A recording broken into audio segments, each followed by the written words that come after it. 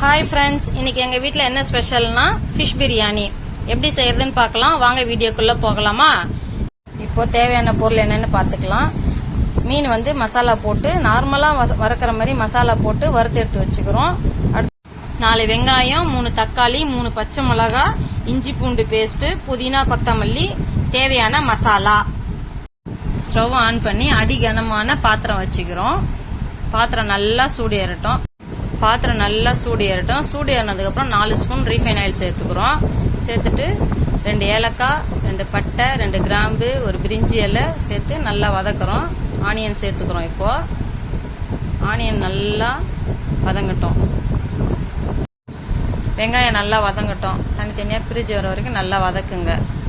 நல்லா golden brown வர அளவுக்கு வதக்கணும். நல்லா வதக்கிட்டே இருந்தோம்னா ஸ்லோ பண்ணி வதக்குங்க.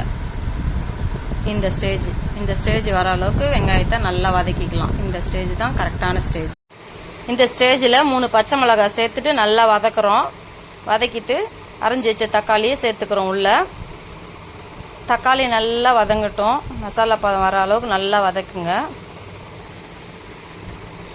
கல்லுப்பு 1/4 டீஸ்பூன் சேர்த்து தக்காளி சீக்கிரம் வதங்கிடும். சேர்த்து நல்லா வதக்கிட்டு ஒரு மூடி போட்டு மூடிடலாம். அடுப்பை மீடியம் ஃப்ளேமில் வச்சுக்கலாம்.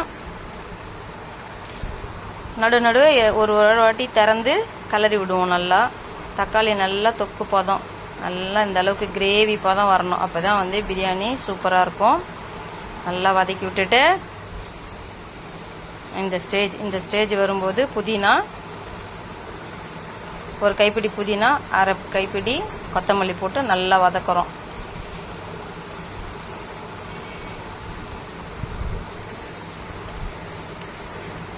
நல்லா வதக்கணும்.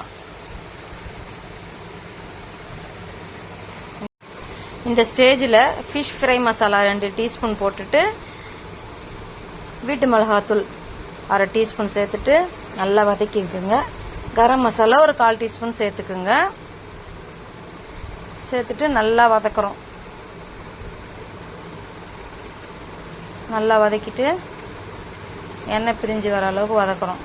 இந்த ஸ்டேஜில் 2 ஸ்பூன் தயிர் சேர்த்துக்கலாம். தயிர் சேர்த்துட்டு இஞ்சி பூண்டு பேஸ்ட்டு 3 ஸ்பூன் சேர்த்து நல்லா வதக்குறோம். பச்சை வாசனை போகிற அளவுக்கு நல்லா வதக்கலாம்.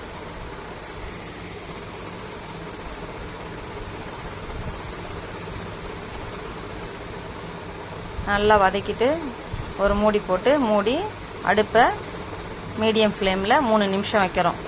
வச்சுட்டு திறந்து பார்க்குறோம். இப்போ திறந்து பார்க்கும்போது நல்லா எண்ணெய் பிரிஞ்சு கிரேவி நல்லா வந்திருக்கு. கிரேவி இந்த ஸ்டேஜ் நல்லா இந்த கன்சிஸ்டன்சியில் வந்தால் தான் நல்லா சூப்பராக இருக்கும். இப்போ தண்ணி சேர்த்துக்கிறோம். 1 டம்ளர் அரிசிக்கு 1.5 டம்ளர் தண்ணி நான் அளந்து ஆல்ரெடி எடுத்து வச்சுருக்கேன். இப்போ அந்த தண்ணியை நம்ம சேர்த்துக்கிறோம். சேர்த்துட்டு நல்லா கலக்கி விடுறோம். கலக்கி விட்டுட்டு இந்த ஸ்டேஜில் உப்பு காரம் பார்த்துக்கிறோம். நம்ம பார்த்துட்டு தட்டு போட்டு மூடிடுறோம். மூடிட்டு நல்லா கொதி வர திறந்து பார்த்ததும் நல்லா கொதி வருது. கொதி வரும்போது உப்பு காரம்லாம் கரெக்டாக இருக்குது எங்களுக்கு. அதனால் அரிசியை சேர்த்துக்கலாம். இப்போது அரிசியை எல்லா இடமும் படுற மாதிரி ஸ்ப்ரெட் பண்ணி சேர்த்து விடுறோம். அரிசி உடையாமல் சேர்க்கணும். கரண்டி போட்டு ரொம்ப கிளறக்கூடாது. அரிசியை சேர்த்துட்டு நல்லா கிளறி விடுவோம். தண்ணி இந்த அளவுக்கு பக்குவமாக இருக்கணும். இந்த அளவுக்கு பக்குவமாக இருந்தால் தான் எண்ணெய் மேலே பிரிஞ்சு வர மாதிரி பக்குவமாக இருந்தால் கரெக்டாக இருக்கும். இப்போ ஒரு தட்டு போட்டு மூடிப்போம். மூடிட்டு இப்போ திறந்து பார்த்தோம்னா நல்லா கொதிக்குது. கொதிக்கும்போது நம்ம ஆல்ரெடி வறுத்து வச்சுருக்கிற மீனை அந்த அரிசிக்குள்ளே போட்டுடுறோம். போட்டுட்டு லைட்டாக மீன் உடையாத மாதிரி லைட்டாக கிளறி விடுறோம். மீன் உடையக்கூடாது, வேகமாக கிளறக்கூடாது.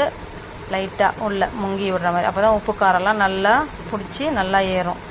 சாஃப்டாக வரும் மீன். இந்த அளவுக்கு நம்ம பண்ணிவிட்டு இந்த ஸ்டேஜ் பார்த்துக்குறோம். பார்த்துட்டு நல்லா பபுள்ஸ் வரதா, அந்த பபுள்ஸ் வர ஸ்டேஜில் தட்டு போட்டு மூடிடுவோம். மூடி 10 நிமிஷம் ஃபாஸ்ட்டாக வச்சுருவோம். அதுக்கப்புறம் திறந்து ஒரு முறை கிளறி பார்ப்போம்.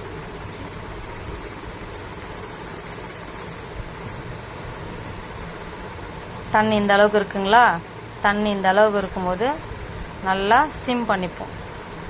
அடுப்பை வந்து தண்ணி இந்த ஸ்டேஜில் சிம் பண்ணி தட்டு போட்டு மூடி வைப்போம். மூடி வச்சு திறந்து பார்த்தா சூப்பராக வந்திருக்கும். உதிரி உதிரிவாக பிரியாணி வந்து உதிரி உதிரியாக சூப்பராக வந்திருக்கும். அரிசி நம்ம பார்த்தோம்னா அந்த பதம் நமக்கு தெரியும். பிரியாணியோட பதம் நமக்கு ஆல்ரெடி தெரியும் இல்லைங்களா? இப்போ ரொம்பவும் கிளறக்கூடாது. கிளறுனா மீன் வந்து உடஞ்சிரும். மேலாக கொத்தமல்லி தூவி சூப்பராக ஒரு தட்டு போட்டு மூடி அடுப்பை ஆஃப் பண்ணி அப்படியே வைக்கிறோம். இப்போ வரும் பாருங்க பிரியாணி, ஃபிஷ் பிரியாணி சும்மா அருமையாக இருக்கும். சாப்பிட்டு பார்த்துட்டு சொல்லுங்க டேஸ்ட் எப்படி இருக்குன்னுட்டு. அருமை அருமை அருமை சூப்பராக வந்திருக்கு. என் பசங்க விரும்பி சாப்பிட்டாங்க.